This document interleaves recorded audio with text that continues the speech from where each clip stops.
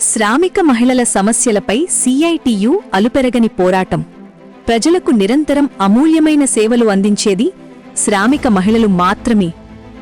ఆశా, అంగన్వాడీ, ఆర్పి, VOA, mid day meals తదితర శ్రామిక మహిళలను పర్మనెంట్ చేయాలని, కనీస వేతనం 26,000 రూపాయలు ఇవ్వాలని, శ్రామిక మహిళలకు సమాన పనికి సమాన వేతనం ఇవ్వాలని, వారికి పని ప్రదేశాల్లో రక్షణ కల్పించి లైంగిక వేధింపుల నిరోధక కమిటీ ఏర్పాటు చేయాలని ఉద్యమిస్తోంది సిఐటియు.